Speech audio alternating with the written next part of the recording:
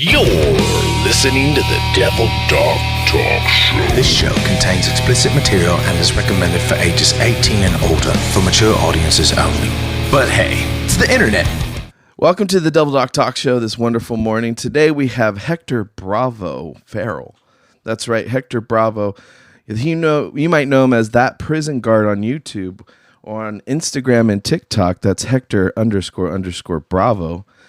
Make sure you guys check him out. He's been raising some great questions about the current safety issues in the state of California for not only police officers and prison guards, but the entire system as itself. And the bigger questions at hand is what? What are you talking about? First and foremost, nobody's talking about this stuff. I don't know many people that is even on the same page that could be like, oh, yeah, that's something I should be concerned about. Because, you know, inflation's pretty expensive right now, Joey. I know, guys. It's getting pretty bad. But no, Hector was talking about some really interesting stuff, and it struck a personal chord coming from a family with members in the corrections back in the day, in the early 1900s, guys. Yeah, I know, I'm pretty old. But he has more of a current understanding of what's going on. So I'm going to let him kind of take the wheel. Hector, how are you doing today? Hey, pretty good, man. Thank you for having me. Thank you for being on. I know you're a busy guy. You sound like a busy guy. Let me just get to the points. So what is going on in the current, I would say, what is it? Is it the entire California Department of Corrections or? Correct. California Department of Corrections and Rehabilitation. It's one big giant agency. As a matter of fact, it's the third largest law enforcement agency in the United States behind NYPD and behind the Border Patrol. The third largest. Now, what does that actually mean in dollars for the state? Oh, a bunch, man. I'm not a numbers guy or a mathematician guy. I'm a pretty much simple individual, like safety and security, simple-minded, bro. And that's what we've gotten away from. Safety. Now, do you think because of the current temperature, I'm just going to say of the environment, economy, but also with the influx of, let's just say, not too standard processed immigrants.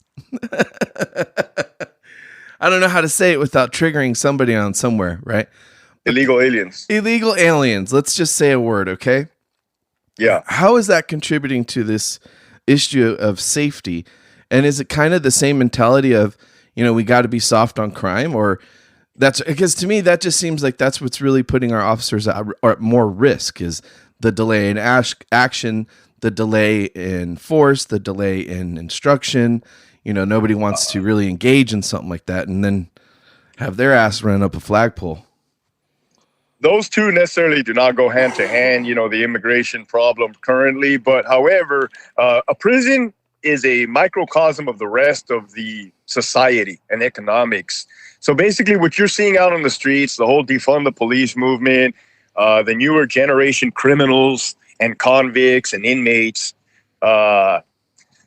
you know, even the newer generation correctional staff that lack communication skills, you know, growing up on an iPad is a lot different than when I grew up in the late 80s, early 90s, where you had to go outside, ride a bike and, you know, and jump out, climb trees.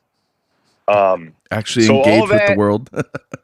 Correct. Yeah. You actually have to engage, right? You have to roll with the punches, as they say, get your bruises.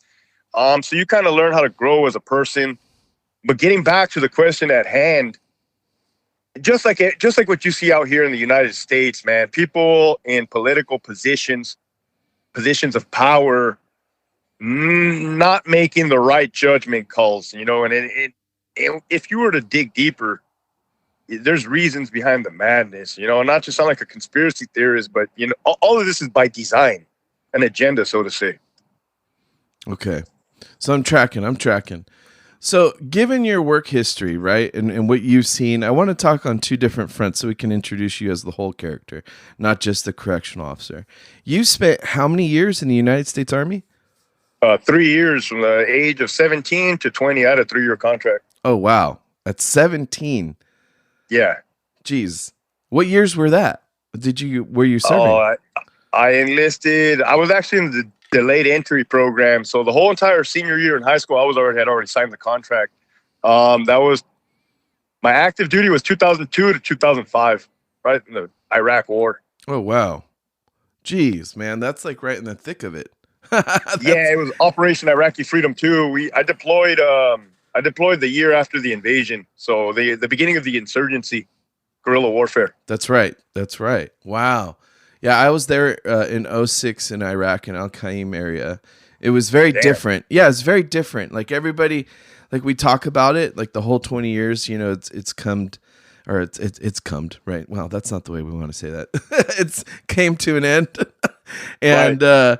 And even though we're it's like hindsight 2020, and you know the change in the atmosphere now with drones and you know, Facts. Ukraine and all these different things that are going on in the world, it's like, you know, I remember now we're those old guys in the back of the VFW. I remember when, right? Back in my day. I'm over here trying to plan how am I going to avoid drones for the next war, you know? You know, that's a question I have for everybody out there, honestly. You know, people smarter than me, most definitely. But the biggest question I have, I recall this thing called electronic warfare, where there was counter radio signals and jamming and right. and all the jammers. Yeah, all of this, like actually monstrous planes and little planes and different planes, and they all have a job. Right. It's a really interesting thing. And how is a cheap ass little drone that I could probably get on Amazon beating all of that to the point where they're just downing tanks and then fucking with people left and right? Like, just I saw one of those, dude. It looks like one of those Tom and Jerry little situations, right. And I'm like, nah, man, let me die with a bit of dignity, like just the scratch of it. Oh man, where did those go? What happened to electronic warfare, guys? Honestly. I have no idea, man. It seems like everybody nowadays is a Navy SEAL or a freaking Delta guy. I'm like, no, maybe.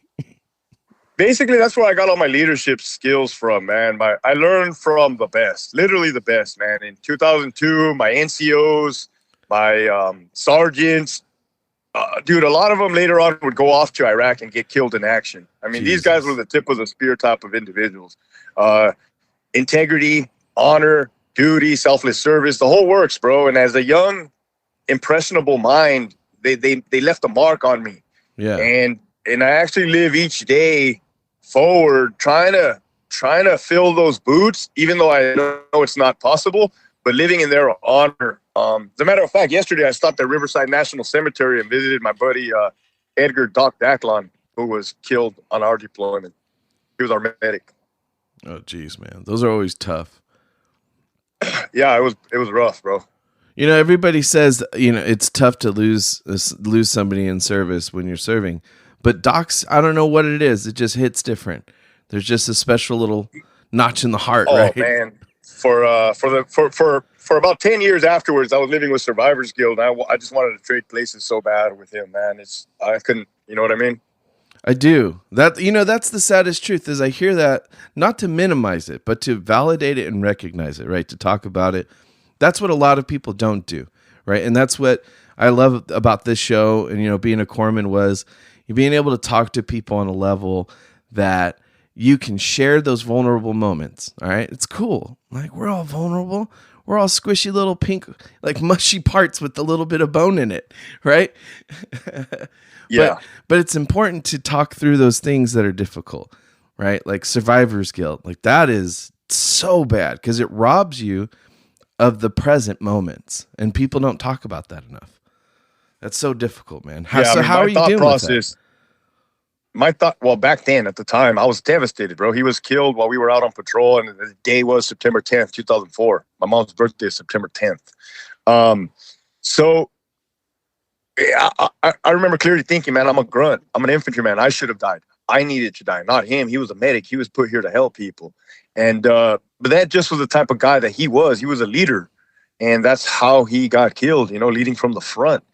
It was a roadside bomb, IED. And for, like I said, dude, for the longest time, it's like, hey, I'm a grunt. I'm expendable. I needed to die, right? And now, bro, it's been 20 years. We're in 2024, and I find that surreal in itself.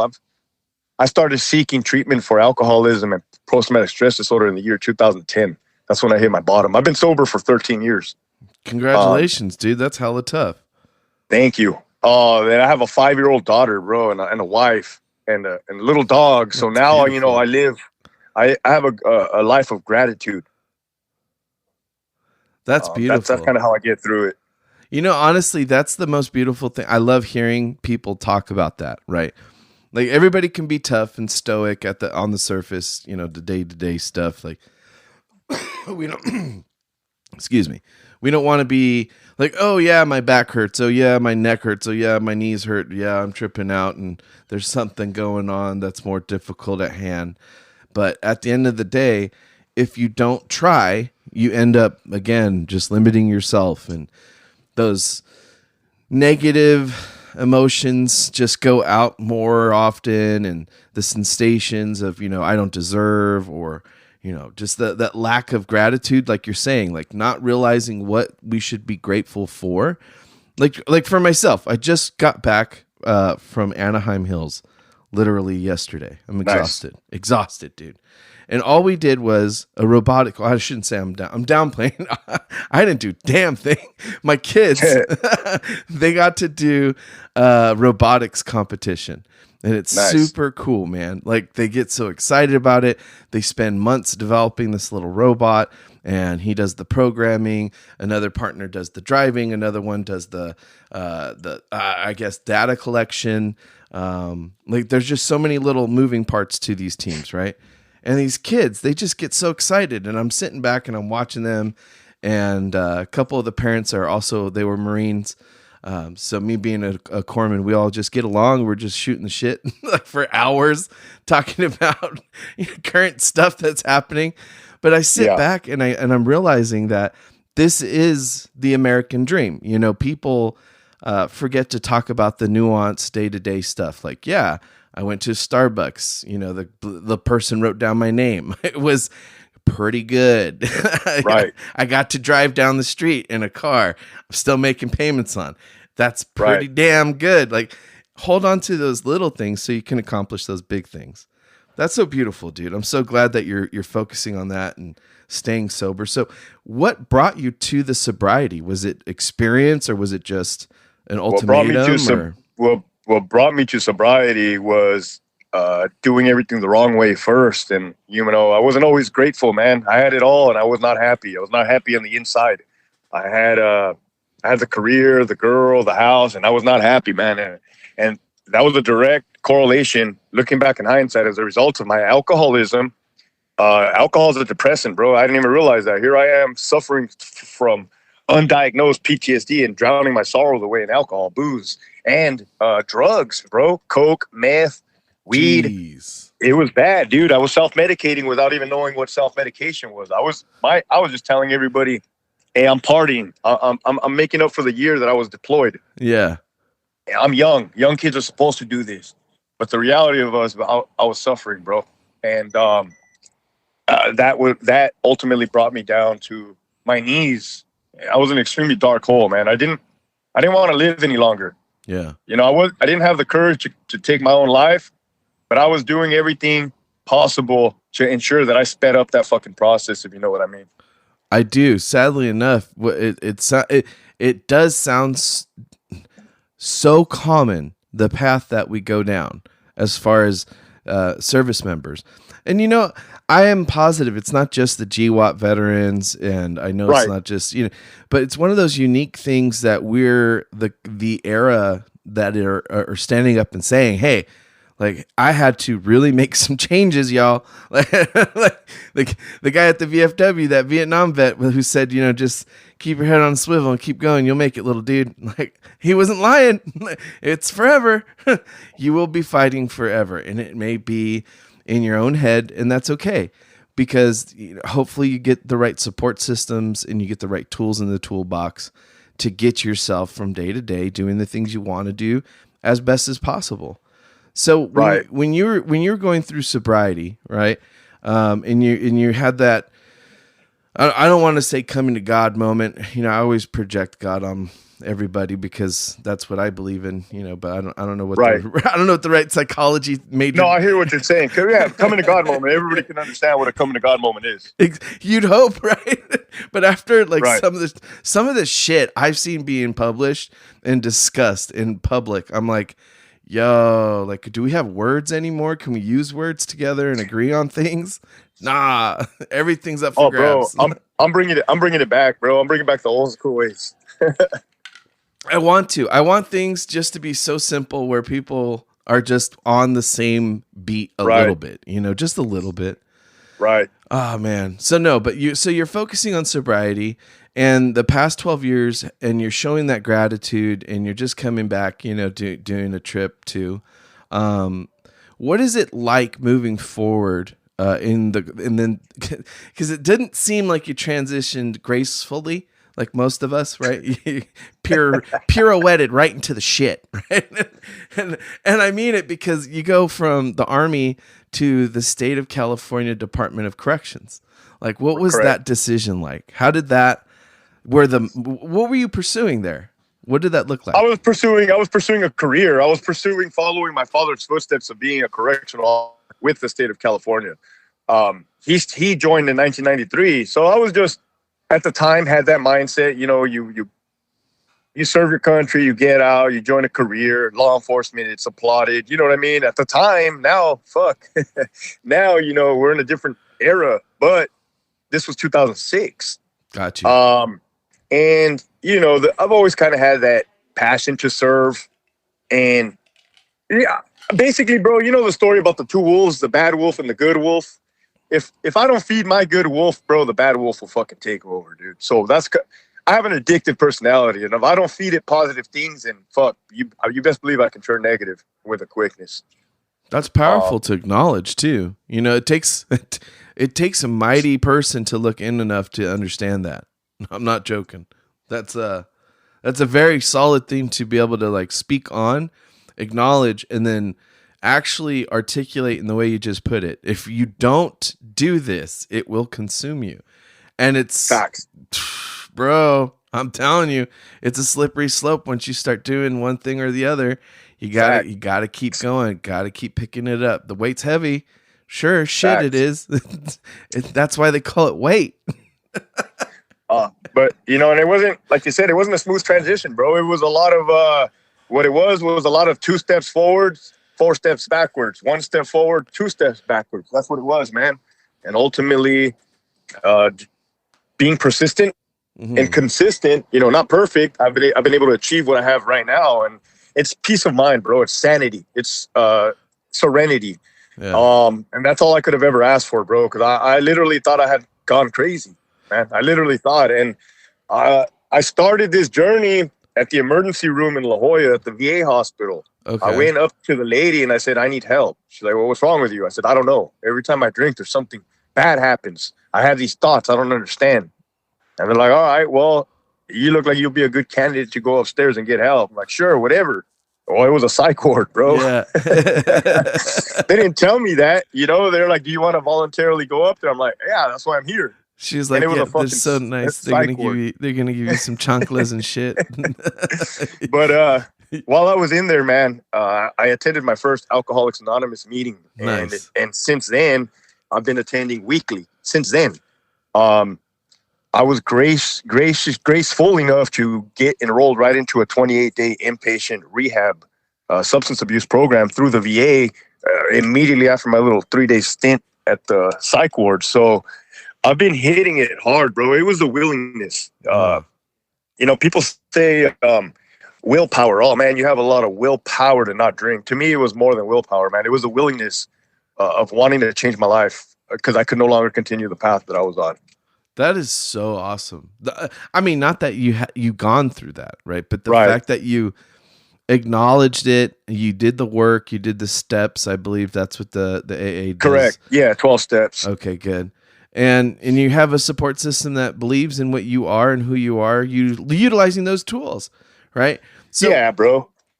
So when you started in corrections, right, you were still a very young man. Yes. You said about 2006. What state prisons did you end up serving in, and what was that like? As you're transitioning up to that point where you had to have an exit strategy, so to speak. So I started at Centinela State Prison. That's in Imperial, California.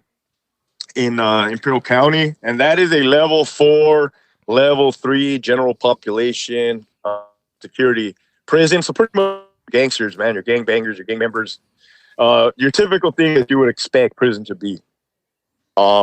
It was busy, bro. Riots, 200-man riots, race riots between black inmates and Mexican inmates, white inmates and Mexican inmates. It was just off the hook. Staff assaults where the inmates will attack the correctional officers, attempted murders. It was busy. I did 8 years of that as a correctional officer. After 8 years, I promoted to the rank of sergeant at a different prison, Richard J. Donovan Correctional Facility, RJD, in San Diego. And now that place was like a psych ward, bro. Mentally unstable inmates. Oh my goodness, dude. It was night and day, bro. It was night and day. Really? And yeah, so I did 8 years at that first prison and then 8 years at that second prison. I ultimately reached the rank of lieutenant. Okay. Yeah, and then I just saw a lot of BS towards the end of it, man, where I had to bounce, dude. I chose my family over the job, chose my sanity over the job. Now, do you think that was an isolated prison where Donovan was so, I guess, more of a psych ward than a prison? Or was it just administratively? Was it the policies coming out and you were like, hell no? So A combination of everything. During my career, once I got sober, bro, once I got sober, things started to get better in my life, man. Imagine that. So I started getting, I joined the SWAT team for the prison. That's called the Crisis Response Team. I became a hostage negotiator. And then I eventually became the tactical commander, the CERT commander, in charge of the whole entire team. I even had the opportunity to become the public information officer, the PIO. So that's the person that wears the suit and talks in front of the camera when something major happens to the public. Okay. But as a result of being in those positions, man, I got exposed to the administration. You know what I mean? I was sitting behind a lot of closed door meetings with the higher ups. And let me tell you, man, it was rampant corruption, bro. And up until that point, I had not seen that firsthand because, I had been a pawn at the lower level, a foot soldier. So once I did truly see what was happening, I knew I could no longer stick around, man. That was not for me. Did it strike more against your morals, or was it more your just beliefs in how things should function? My morals, bro. My morals, my ethics, my values, everything I was taught in the military, everything my leaders showed me. The administration purposely putting the inmates' lives in danger and risking their lives, purposely putting the staff members' lives in danger and risking their lives, all for personal gains and agendas, bro. Like, they literally sold everybody out. That's not my style. Now, was that common there at that prison, or was it common as a whole in the system? So to answer your question, it was a statewide problem that I would eventually see because those instructions were coming from our headquarters. Our headquarters for the entire department is based out of Sacramento. So basically the brains of the operation were pushing out this corruption. So yeah, at all prisons, at all 33 prisons. Now, see, that's the interesting thing too, because a lot of people on the day-to-day basis don't know, one, what's the difference between a state prison and a federal prison, right? And what's the difference between a correctional sergeant, a correctional lieutenant? There's a lot of good questions here that I really want to dive into. Mainly, what was the big shift and in what years were this, I want to say soft on crime, soft on criminals type of mentality take in? When did that happen? I'm going to say 2014, 2015. At around the same times that you had the Ferguson hands up, don't shoot incident. And then you got to remember simultaneously as this stuff is happening out on the streets, stuff is happening inside of the prison, man, and they're emulating each other. And this had to have been around 2014, 2015. Not only in society, but in the California Department of Corrections. Okay. Yeah. Okay, so you said 2000, I'm sorry, the phone was breaking up. 2014. 14, 15. Okay. Wow, that's not too long ago. It wasn't too, well, technically it's 10 years ago, which is kind of a long time, but the acceleration of the change, the acceleration of the agenda was drastic, man, drastic. As a matter of fact, right before I left, I resigned December 1st, 2022. Right before I left, we had an associate director by the name of Ron Davis, who's a big wig, supposedly. He came down to our prison and told us, hey, you can no longer put inmates in handcuffs anymore if they tell you they don't want you to be placed in handcuffs. Are you shitting me? I swear to God, bro. So when we corrected him and we said, nah, the penal code doesn't say that. The penal code says, the peace officers don't have the duty to retreat. He's like, nah, man, that doesn't. He said the penal code doesn't apply to us. It applies to police officers out on the streets, which is a lie. That's why we're sworn peace officers. So he didn't even know his own policy or law.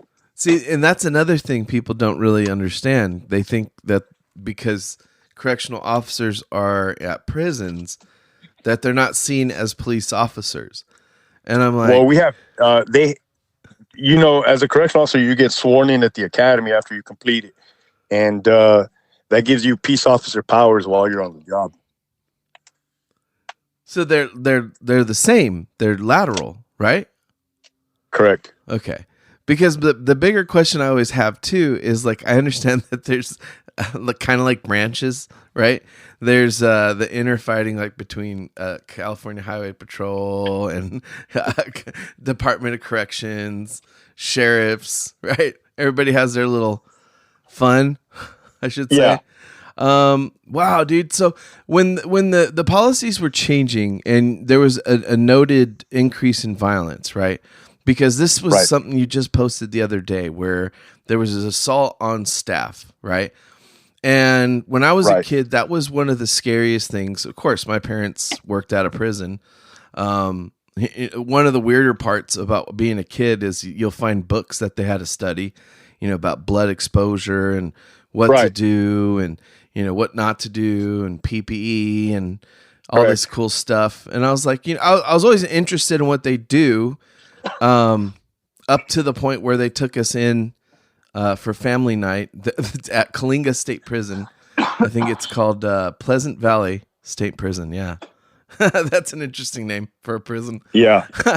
So anyways, they closed the door on us and I promised myself and God, I will do everything and anything to never be on this side of a door again like that. Correct. It's just that powerful. Like the only other fear I have besides God is a prison cell. Like that's it. Right. So as the shift happened and you saw these increase of violent attacks, like the one you posted on a while ago or just this past week, is there anything being done to, I don't want to say assert because there are the CERT and tactical units and, riot control and all that stuff. But why is it not being managed before it gets to that point? Like, why are the conversations not being had? Not only are they not managing before these incidents take place, I want you to understand that they are rewarding the inmate population after they attack staff. I'll say that again. They are rewarding. The administration is rewarding the inmate population after they attack staff. What does that look like? Let me give you an example. Yeah, I was just going to say, what does that look like? Let me give you an example. So in August of 2020, at Richard J. Donovan Correctional Facility, you can Google it. Put RJD prison inmates attack officers or guards in August of 2020, San Diego. A group of inmates, actually Mexican mafia member, and their cronies attacked officers. Well, no later than 2 days or 3 days later, that warden who I was working for, I was the warden's right-hand man. Remember, I was a PIO. He decided to have a barbecue plate food sale for the inmates and personally hand-deliver those inmates barbecue plates. That's when I told him, sir, send me back to the line. I don't want any part of this. And that's when I walked away from that PIO position. But listen, they hand-delivered barbecue plates to those inmates. Just imagine what message that sends to the staff and what message that sends to the inmates.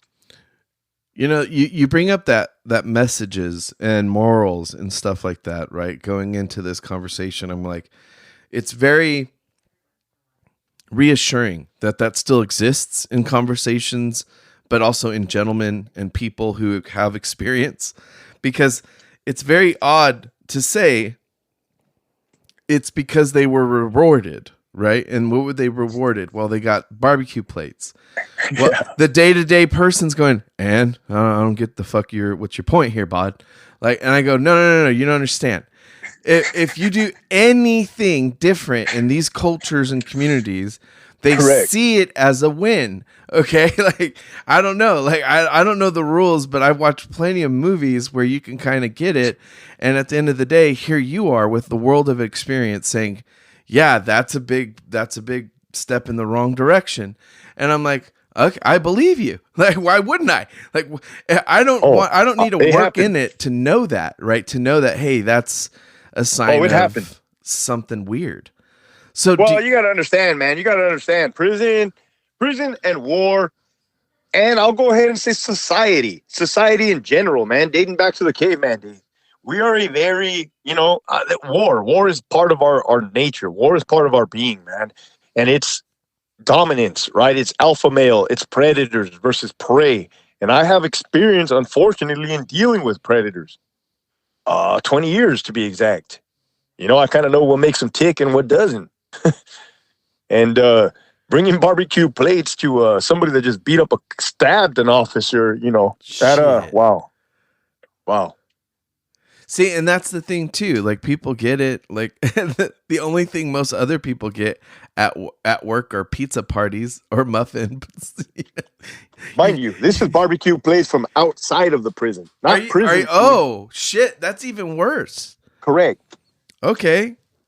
And when I confronted the warden and I told him, sir, you do not want to do this. You do not want to do this. Wow. His response was, I don't tell you how to do your job. Don't tell me how to do mine.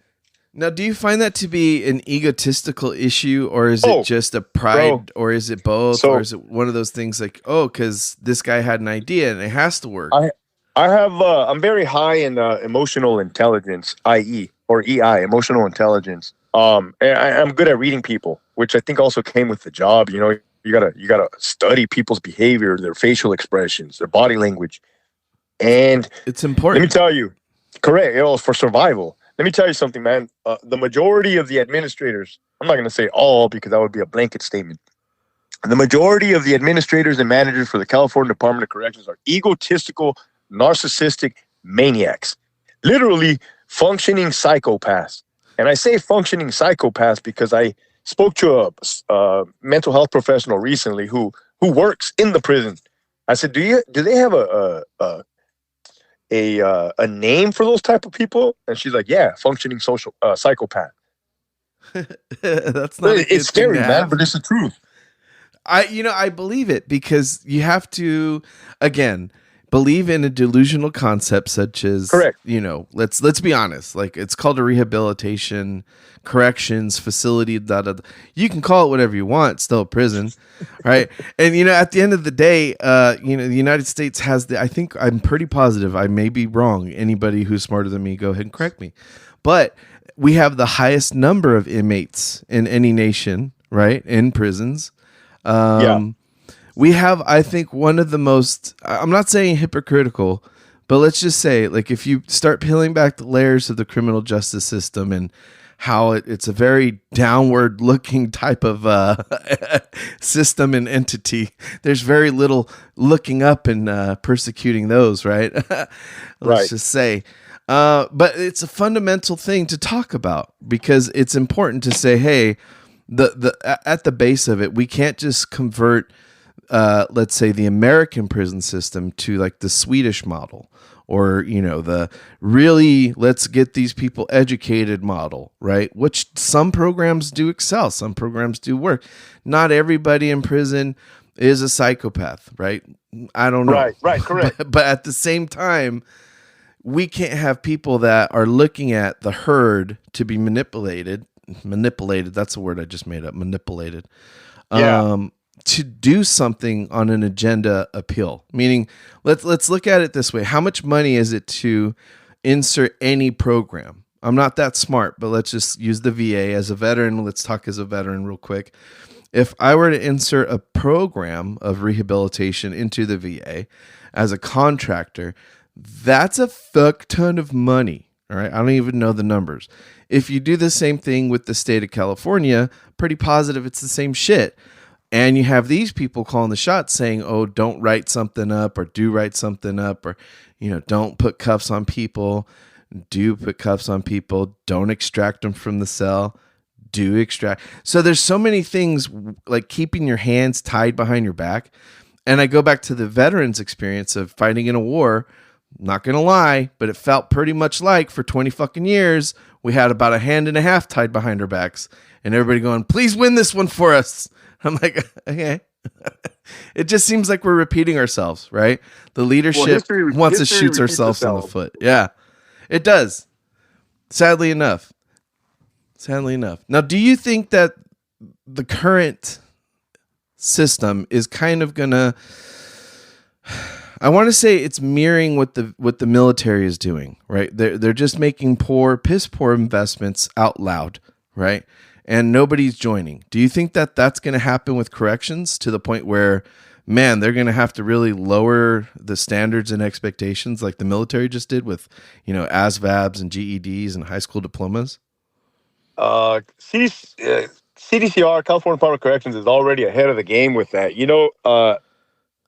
It's disheartening to hear the military has gone that way, because I served in 2002, man. It was old school back then in Germany. I mean, your sergeant will take you out back and beat your ass behind the building.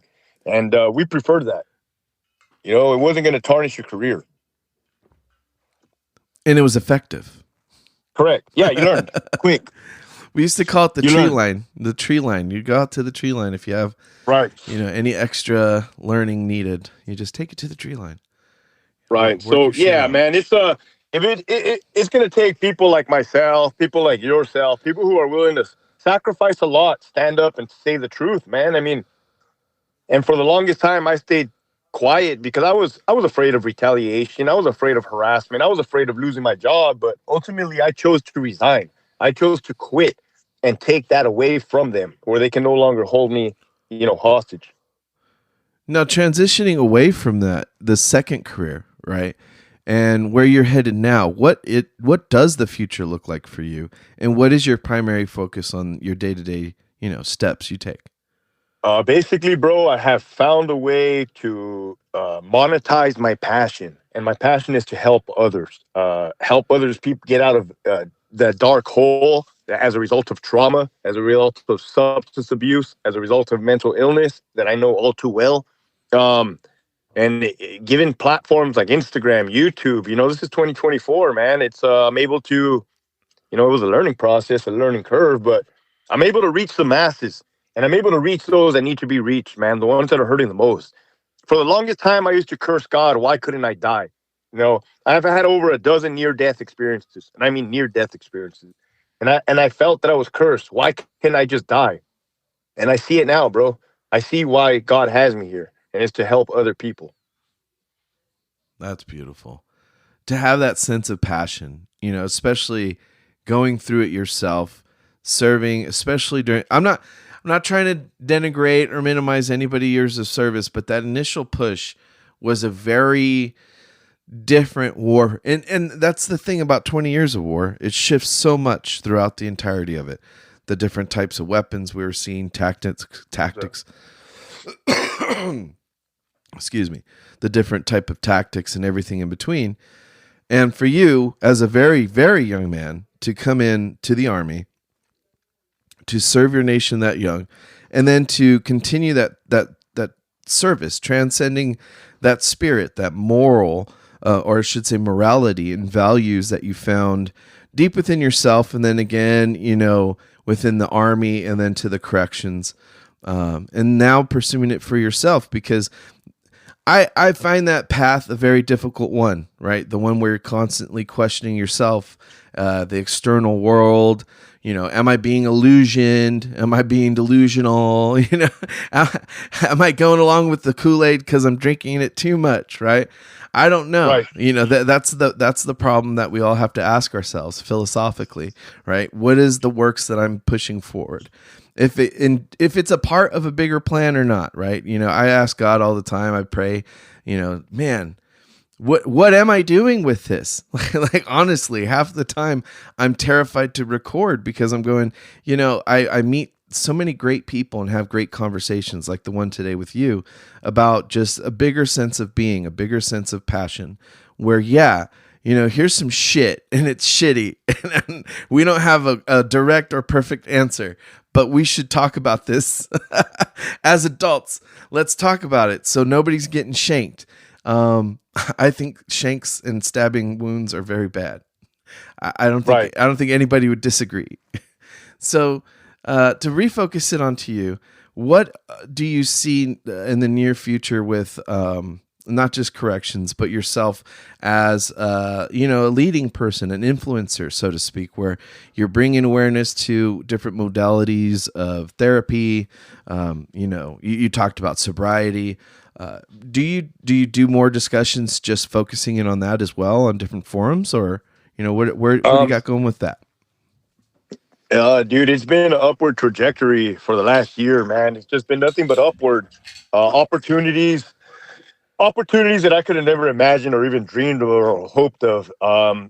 We just finished up filming a documentary. The documentary is called Grunt, and that is going to be on my experience in Operation Iraqi Freedom II and the mental health problem struggles that I encountered. And hopefully that'll be a tool for other individuals. And I'm looking to the future, bro. I'm looking for the future wars of America, where young soldiers have to go off and fight and they come back and they feel like an alien. I want them to know, hey, man, what you're going through is normal. Your brain rewired itself. It's totally normal as a way to survive, Now you just got to seek the treatment. Yeah.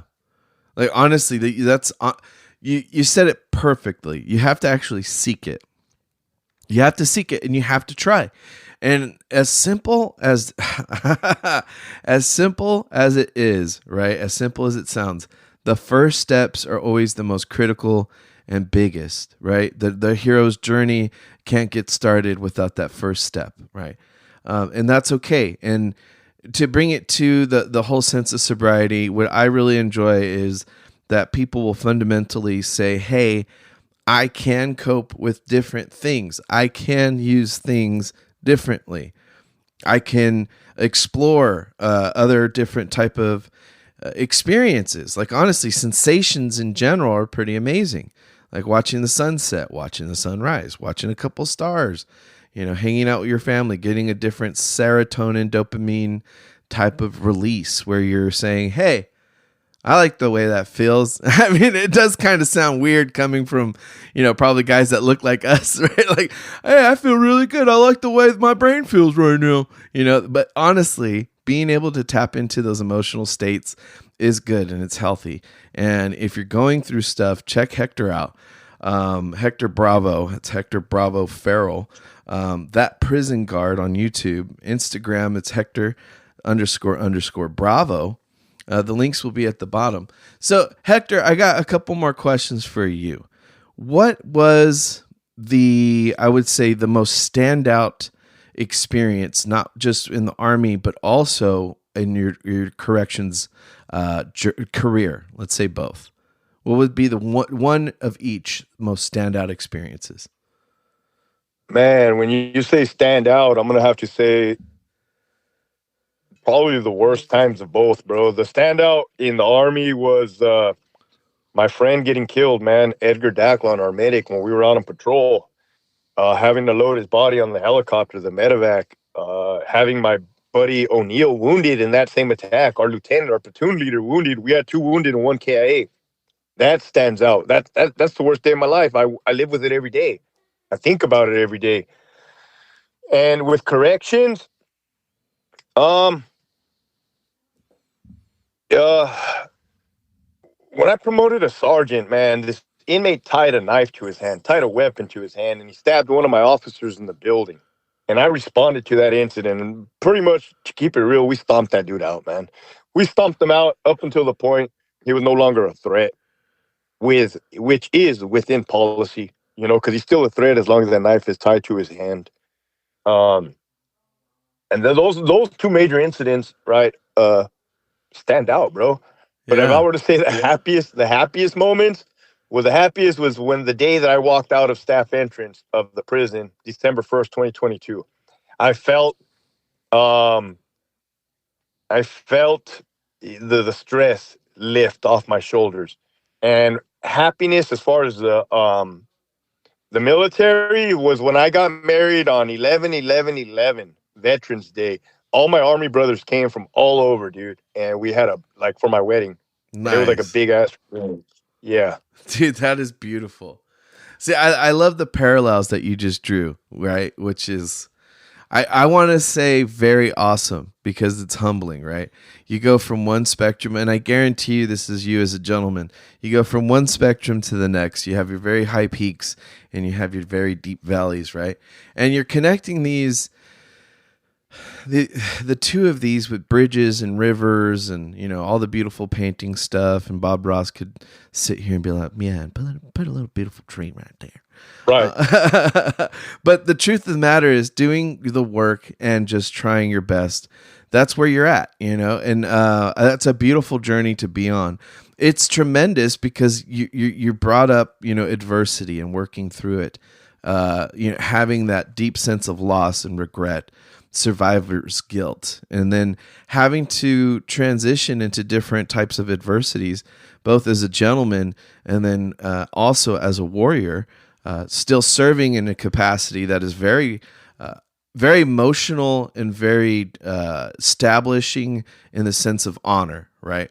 A lot of people, Right. they don't discuss it because we don't see it day to day, nor is it glorified. Nobody wants to actually sit in a prison and watch people be in prison, right? I mean, I'm sure there's TV shows and shit like it, but the day-to-day stuff that you guys see goes deeply underappreciated, if not unacknowledged at the minimum, right? So I always find that interesting, you know, having conversations with correctional officers my whole life. But definitely this one conversation, I think, really sets me back, not only on the aspect of yourself as a human being, but as yourself as a creator, you know, having these great conversations with people on different podcasts and bringing to light the different concerns within a system that isn't just about the prisoner, right? Because there's two people in there. There's the security, there's the officers, there's administrators. You got your medical staff. You have a lot of people. It's like a little city. It's like a big old little city between walls. Definitely. With a lot of different rules and a big old culture behind it. So Correct. Let's wrap it up here. And I really want to just give you a moment for any kind of shout outs that you may have, taglines, promotions on your social medias. How do we keep in touch and how do we check out your stuff? Yeah, I'm on YouTube, That Prison Guard, and Instagram, Hector__Bravo. And just, you know, I can leave a message. It's ask for help. You know, I was so stubborn that I was willing to die. That's how stubborn I am. And it wasn't until I finally surrendered to win where things changed for the best in my life. Internet. Hello. Muassasan العرش نمثل وأنا نسقي أساسي أفنى مكبسنا عرش نمثل تسنياس نكبر الشر. Well, I need to sit.